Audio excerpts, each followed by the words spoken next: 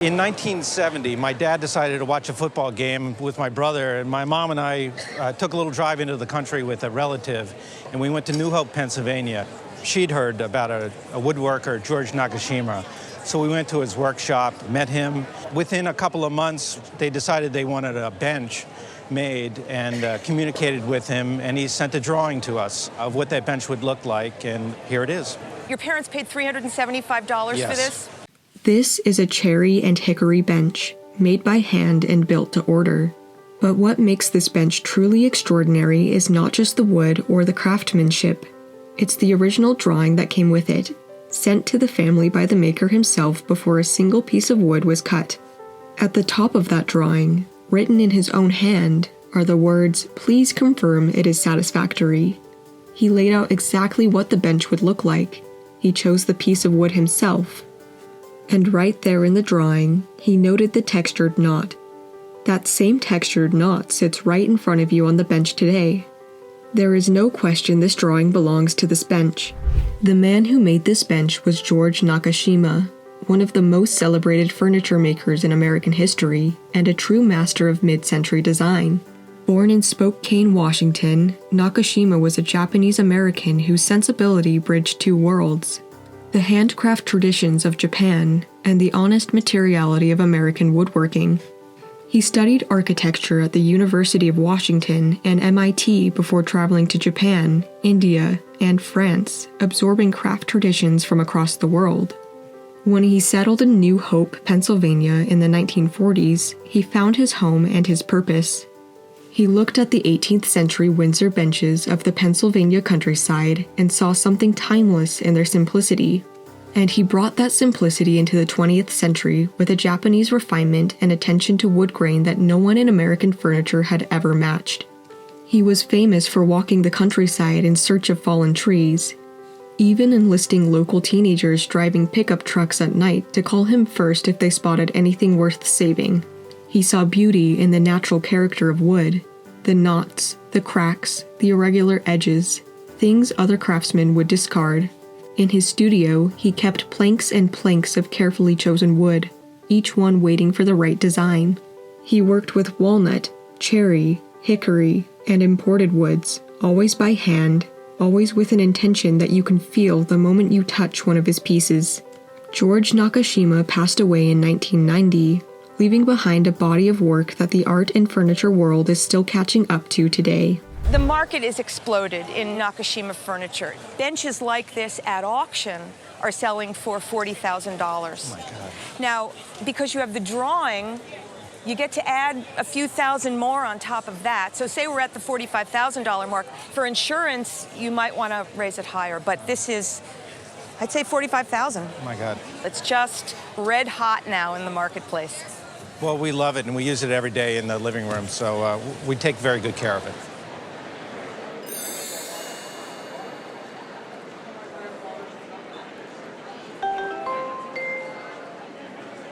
We purchased a summer cottage in 1975 from my wife's aunt and uncle. Part of which was included was all the furnishings, furniture and beds and kitchen utensils, the whole thing. And this was one of the items that was in the cottage. Recently, my sister and my brother-in-law came and visited, and we looked in the back and saw that it had a stamp on it. So we found out that it was a Stickley, so that's what we know about it.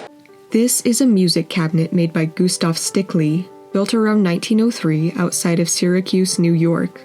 It stands tall, with an extra long top, an arched toe board, and an extraordinary inlay on the front made from pewter, copper, and fruit wood.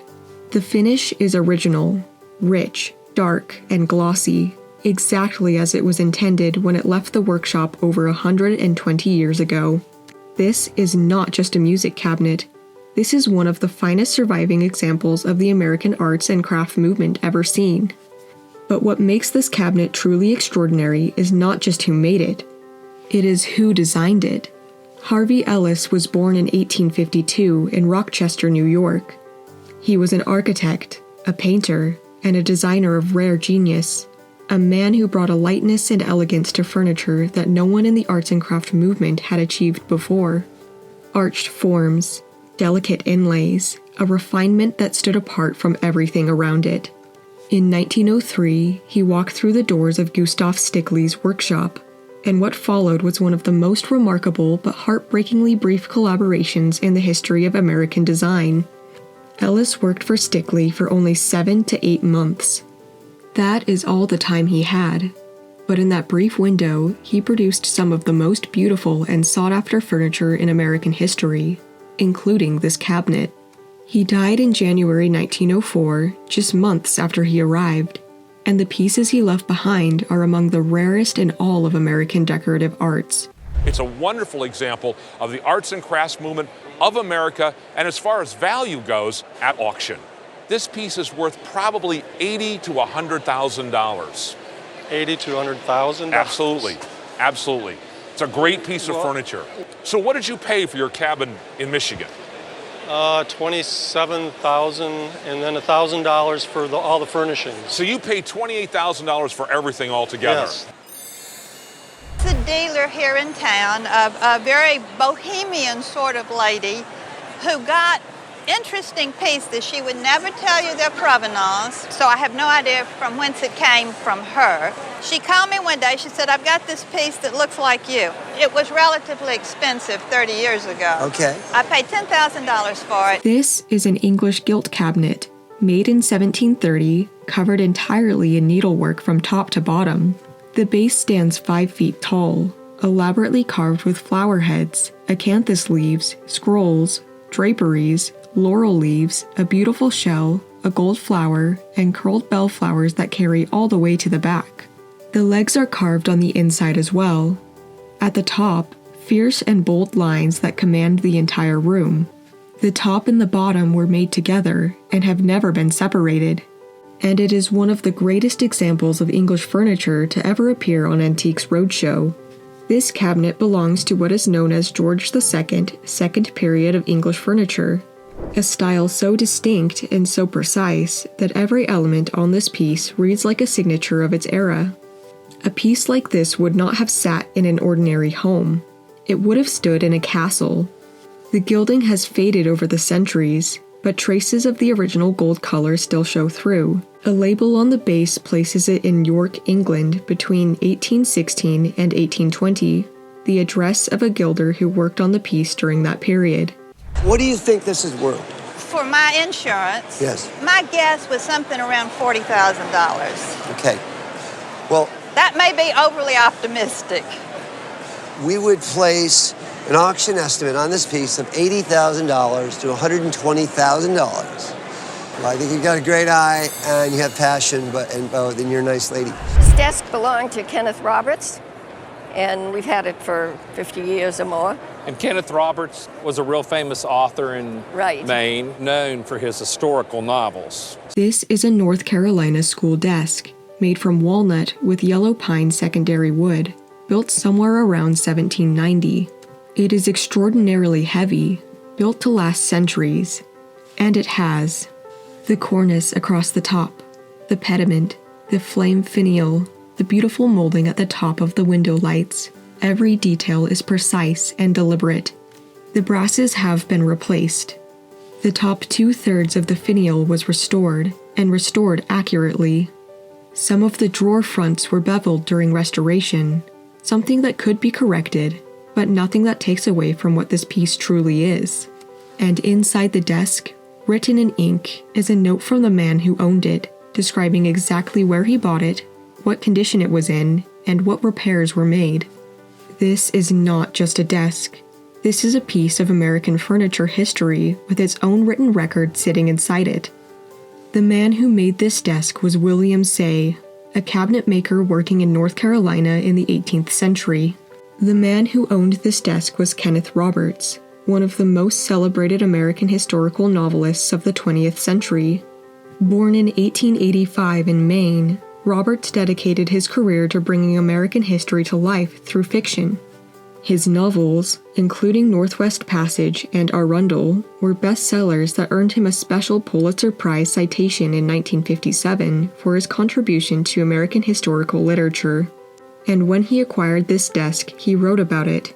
He recorded where it came from, what it looked like when he got it, and what was done to restore it. That note still sits inside the desk today.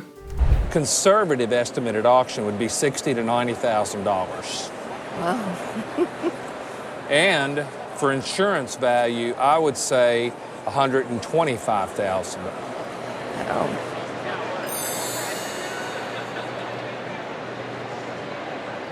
I bought this at an auction from an artist who was well known in the area. I was excited to go to the auction. I actually postponed a hernia surgery to attend the auction. When I went to preview the auction, I suspected it was Eames, and then when I looked in the drawer, I knew it was. And so I sat through the whole auction, and I won the bid. So, how much did you pay for it? $15. This is an Eames storage unit, model ESU 420, designed by Charles Eames for the Herman Miller Furniture Company, was one of the finest surviving examples of the most ambitious storage unit design ever produced in American furniture history. The man behind the cabinet was Charles Eames, one of the most influential designers in the history of the 20th century. Born in 1907 in St. Louis, Missouri, Eames studied architecture before finding his true calling in design.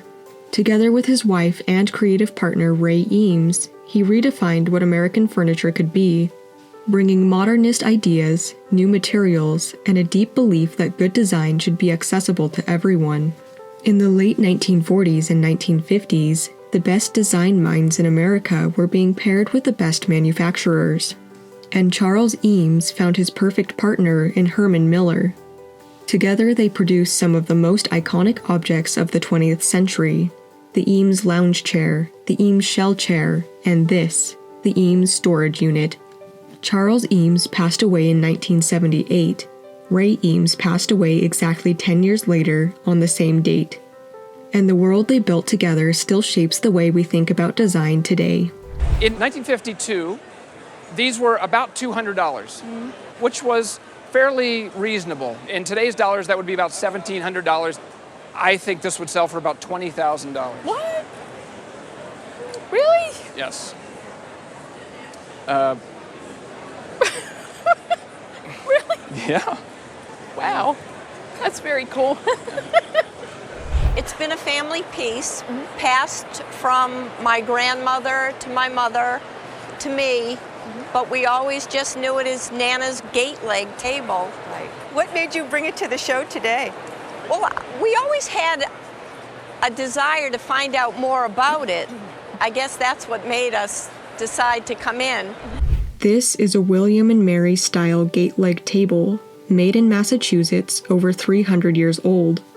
It is built from maple, turned and joined by hand on a lathe, with gate legs that fold out to expand the table into a full dining surface. The drawer on the side is completely original, rarely seen on tables of this age where drawers were almost always replaced over the centuries. The color inside that drawer is extraordinary, untouched and preserved exactly as it was when it was made.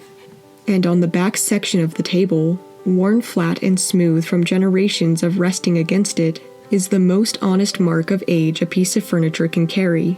Not a reproduction, not a fake. 300 years of real life worn right into the wood.